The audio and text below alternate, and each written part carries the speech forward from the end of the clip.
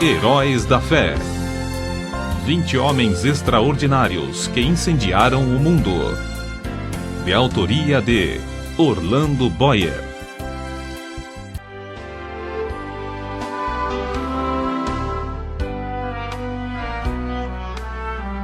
Dwight Lyman Moody, o célebre ganhador de almas. 1837-1899. Tudo aconteceu durante uma das famosas campanhas de Moody e Sankey para salvar almas. A noite de uma segunda-feira tinha sido reservada para um discurso dirigido aos materialistas. Carlos Bradlaugh, campeão do ceticismo, então no zênite da fama, ordenou que todos os membros dos clubes que fundara assistissem à reunião.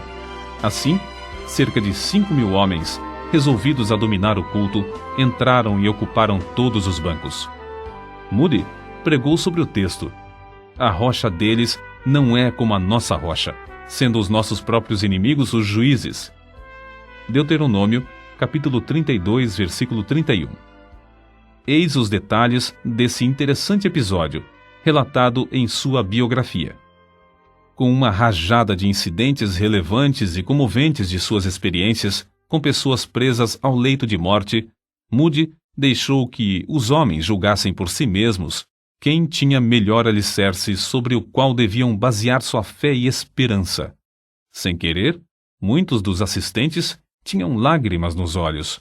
A grande massa de homens, demonstrando o mais negro e determinado desafio a Deus estampado nos seus rostos, encarou o contínuo ataque de Moody aos pontos mais vulneráveis, isto é, o coração e o lar. Ao findar, Moody disse: levantemo-nos para cantar, ó vinde vós aflitos. E, enquanto o fazemos, os porteiros abram todas as portas para que possam sair todos os que quiserem. Depois, faremos o culto, como de costume, para aqueles que desejarem aceitar o Salvador. Uma das pessoas que assistiu a esse culto disse: eu esperava que todos saíssem imediatamente, deixando o prédio vazio. Mas grande massa de 5.000 homens se levantou, cantou e assentou-se de novo. Nenhum deles deixou seu assento. Moody então disse: quero explicar 4 palavras: recebei, crede, confiai, aceitai. Um grande sorriso passou de um a outro em todo aquele mar de rostos. Depois de falar um pouco sobre a palavra recebei, fez um apelo. Quem quer recebê-lo? É somente dizer: quero. Cerca de 50 dos que estavam em pé e encostados às paredes responderam: quero. Mas nenhum dos que estavam sentados. Um homem exclamou: eu não posso. Ao que Moody replicou: falou bem e com razão, amigo. Foi bom ter falado. Escute e depois poderá dizer: eu posso. Moody então explicou o sentido da palavra crer e fez o segundo apelo. Quem dirá: quero crer nele?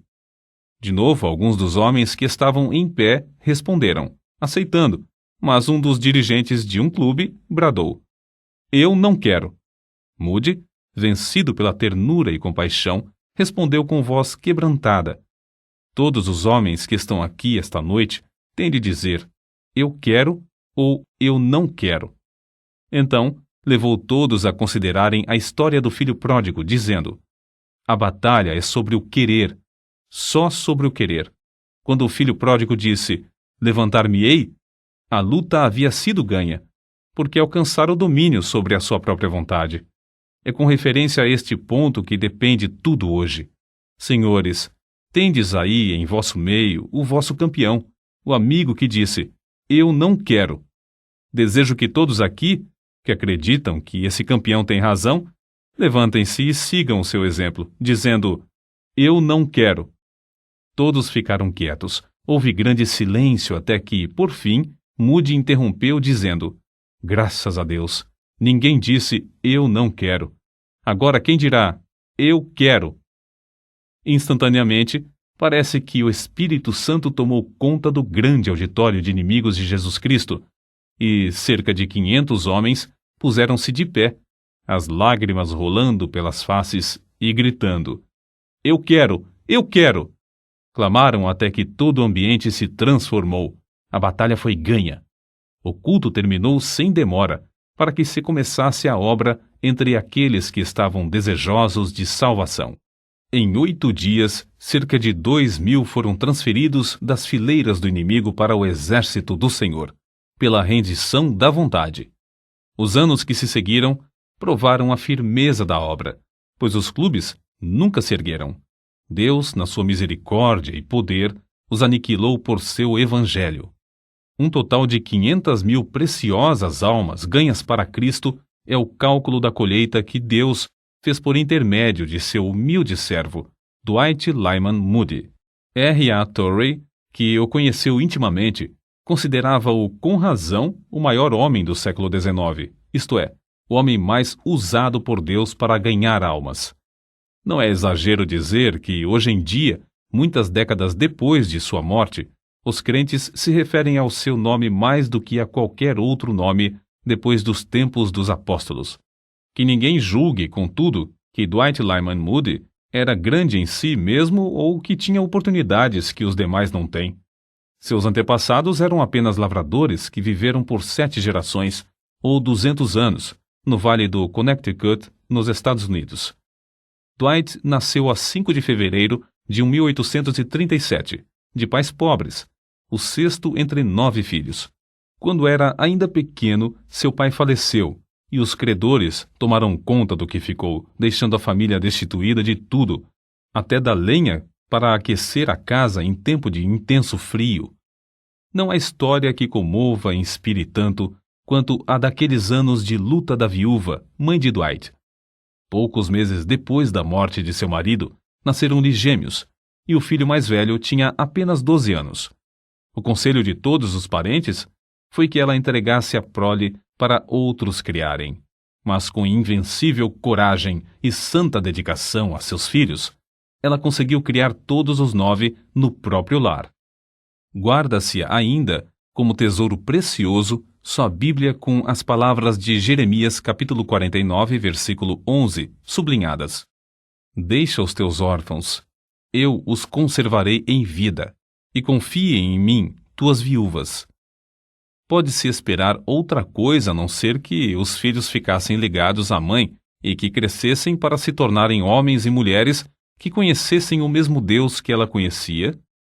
Assim se expressou Dwight, ao lado do ataúde de sua mãe, quando ela faleceu com a idade de 90 anos. Se posso conter-me, quero dizer algumas palavras. É grande honra ser filho de uma mãe como ela. Já viajei muito, mas nunca encontrei alguém como ela. Ligava a si seus filhos de tal maneira que representava um grande sacrifício para qualquer deles afastar-se do lar. Durante o primeiro ano, depois que meu pai faleceu, ela adormecia todas as noites chorando. Contudo, estava sempre alegre e animada na presença dos filhos.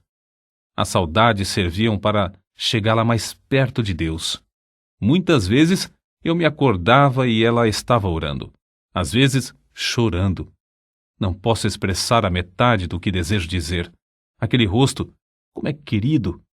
Durante 50 anos não senti gozo maior do que o gozo de voltar a casa. Quando estava ainda a 75 quilômetros de distância, já me sentia tão inquieto e desejoso de chegar que me levantava do assento para passear pelo carro até o trem chegar à estação. Se chegava depois de anoitecer, sempre olhava para ver a luz na janela da minha mãe. Senti-me tão feliz esta vez por chegar a tempo de ela ainda me reconhecer. Perguntei-lhe: Mãe, me conhece? Ela respondeu: Ora, se eu te conheço. Aqui está sua Bíblia. Assim gasta, porque é a Bíblia do lar. Tudo o que ela tinha de bom veio deste livro. E foi dele que nos ensinou. Se minha mãe foi uma bênção para o mundo, é porque bebia desta fonte. A luz da viúva brilhou do outeiro durante 50 anos. Que Deus a abençoe, mãe.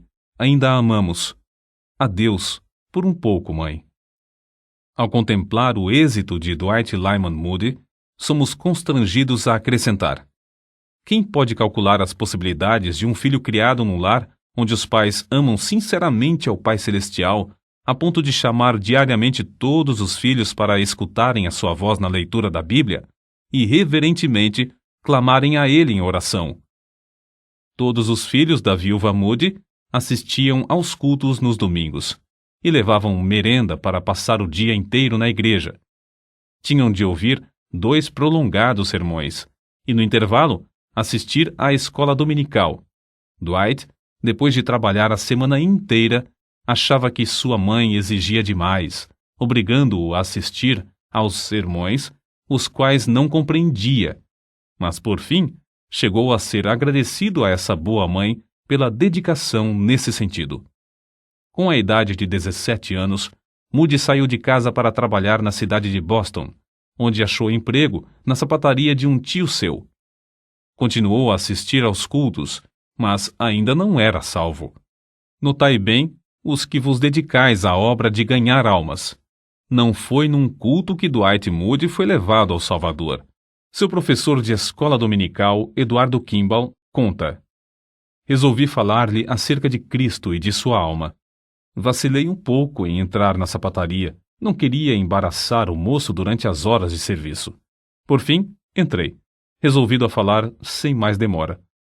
Achei Moody nos fundos da loja, embrulhando calçados. Aproximei-me logo dele e, colocando a mão sobre seu ombro, fiz o que depois parecia-me um apelo fraco, um convite para aceitar a Cristo. Não me lembro do que eu disse, nem mesmo Moody podia lembrar-se alguns anos depois. Simplesmente falei do amor de Cristo para com ele, e o amor que Cristo esperava dele de volta. Parecia-me que o moço estava pronto para receber a luz que o iluminou naquele momento, e lá nos fundos da sapataria entregou-se a Cristo. Na história dos crentes, através dos séculos, não há crente que fosse, no zelo, menos remisso, e no espírito, mais fervoroso em servir ao Senhor, desde a conversão até o dia da morte, do que Moody de Northfield. Quantas vezes depois o Sr. Kimball dava graças a Deus por não ter sido desobediente à visão celestial. Qual teria sido o resultado se não tivesse falado ao moço naquela manhã na sapataria? Era costume das igrejas daquela época alugarem os assentos. Moody, logo depois da sua conversão, transbordando de amor para com seu Salvador, pagou o aluguel de um banco, percorrendo as ruas, hotéis e casas de pensão à procura de homens e meninos que pudessem enchê-lo em todos os cultos. Depois alugou mais um, depois outro, até conseguir encher 4 bancos, todos os domingos. Mas isso não era suficiente para satisfazer o amor que sentia para com os perdidos. Certo domingo, visitou uma escola dominical em outra rua. Pediu permissão para ensinar também a uma classe. O dirigente respondeu: há 12 professores e 16 alunos, porém, o senhor pode ensinar todos os alunos que conseguir trazer à escola. Foi grande a surpresa de todos quando Moody, no domingo seguinte, entrou com 18 meninos da rua, sem chapéu, descalços e de roupa suja e esfarrapada, mas, como ele disse, todos com uma alma para ser salva. Continuou a levar cada vez mais alunos à escola até que, alguns domingos depois, no prédio não cabiam mais. Então, resolveu abrir outra escola em outra parte da cidade. Moody não ensinava, mas arranjava professores, providenciava o pagamento do aluguel e de outras despesas. Em poucos meses, essa escola veio a ser a maior da cidade de Chicago. Não julgando conveniente pagar outros para trabalhar no domingo, Moody, cedo pela manhã, tirava as pipas de cerveja, outros ocupavam o prédio durante a semana. Varria e preparava tudo para o funcionamento da escola. Depois, então, saía para convidar alunos. Às 14 horas, quando voltava de fazer os convites, achava o prédio repleto de alunos. Depois de findar as aulas na escola, ele visitava os ausentes e convidava cada aluno para ouvir a pregação à noite. No apelo, após o sermão, os interessados eram convidados a ficar para um culto especial, no qual tratavam individualmente com todos. Moody também participava dessa colheita de almas. Antes de findar o ano, 600 alunos, em média, assistiam à escola dominical, divididos em 80 classes. Em seguida, a assistência subiu a 1.000 e, às vezes, ia a 1.500. O êxito de Moody na escola dominical atraiu a atenção de outros que se interessavam pelo mesmo trabalho. De vez em quando, era convidado a participar das grandes convenções das escolas dominicais. Certa vez, depois de Moody haver falado numa convenção, um orador censurou-o severamente por não saber dirigir-se a um auditório. Moody foi para a frente e, depois de explicar que reconhecia não ser instruído, agradeceu ao ministro por ter mostrado seus defeitos e pediu-lhe que orasse a Deus para que o ajudasse a fazer o melhor que pudesse. Ao mesmo tempo que Moody se aplicava à escola dominical com tais resultados, esforçava-se também no comércio, todos os dias. O grande alvo da sua vida era vir a ser um dos principais comerciantes do mundo, um multimilionário. Não tinha mais de 23 anos e já havia conseguido juntar $7.000.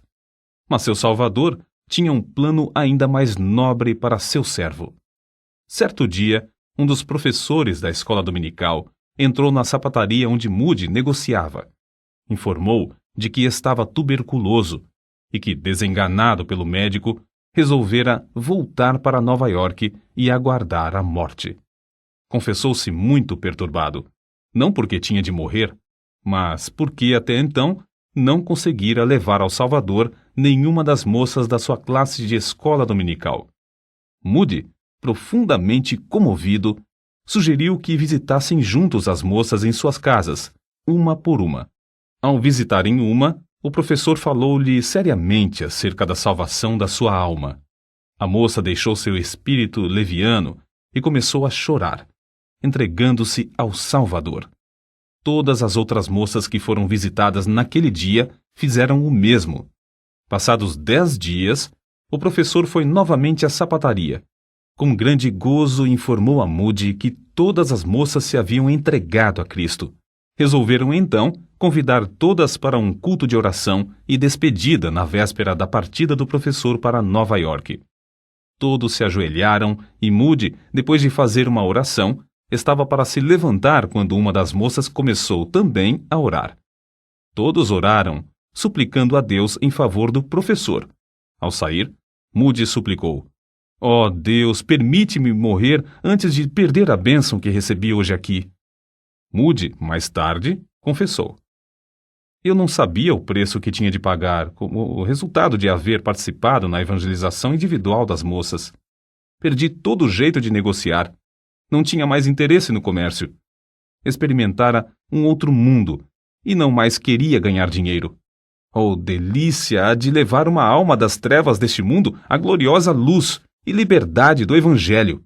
Então, não muito depois de casar-se, com a idade de 24 anos, Moody deixou um bom emprego cujo salário era de $5.000 por ano, um salário fabuloso naquele tempo, para trabalhar todos os dias no serviço de Cristo, sem ter promessa de receber um único cêntimo.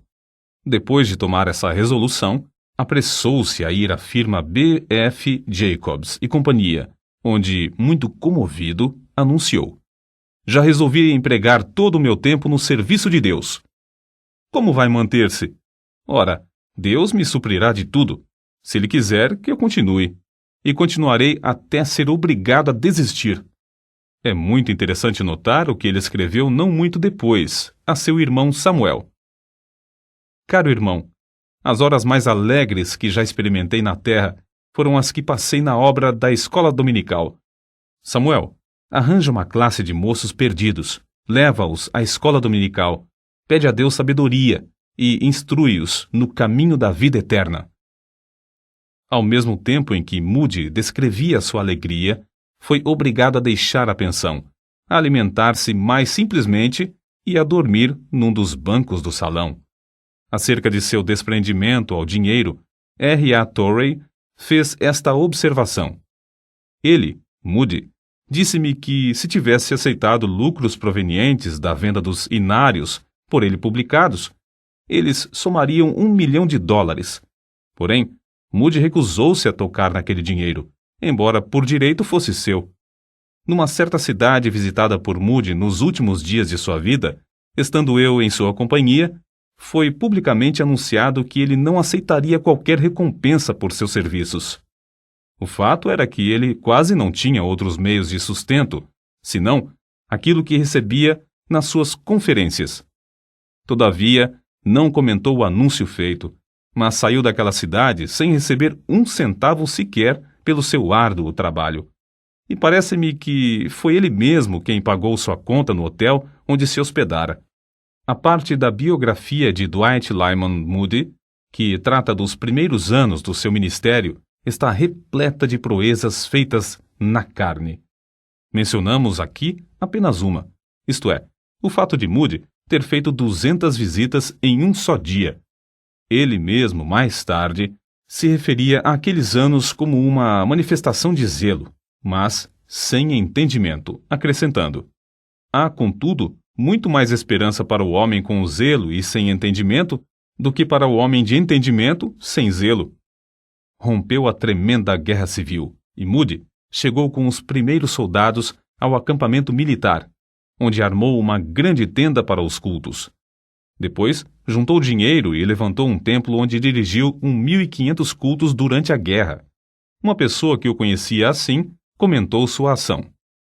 Moody precisa estar constantemente em todos os lugares, dia e noite, nos domingos e em todos os dias da semana, orando, exortando, tratando com os soldados acerca das suas almas, regozijando-se nas oportunidades abundantes de trabalhar no grande fruto ao seu alcance por causa da guerra. Depois de findar a guerra, dirigiu uma campanha para levantar em Chicago um prédio para os cultos, com capacidade para 3.000 pessoas. Quando, mais tarde, esse edifício foi destruído por um incêndio, ele e 2 outros iniciaram nova campanha, antes de os escombros haverem esfriado, para levantar novo edifício. Trata-se do Farwell Hall II, que se tornou um grande centro religioso em Chicago. O segredo desse êxito foram os cultos de oração que se realizavam diariamente, ao meio-dia, precedidos por 1 hora de oração de Moody, escondido no vão debaixo da escada. No meio desses grandes esforços, Moody resolveu, inesperadamente, fazer uma visita à Inglaterra. Em Londres, antes de tudo, foi ouvir Spurgeon pregar no Metropolitan Tabernacle. Já tinha lido muito do que o príncipe dos pregadores escrevera, mas ali pôde verificar que a grande obra não era de Spurgeon, mas de Deus, e saiu de lá com uma outra visão. Visitou George Miller e o orfanato em Bristol. Desde aquele tempo, a autobiografia de Miller exerceu tanta influência sobre ele como já o tinha feito O Peregrino, de Bunyan.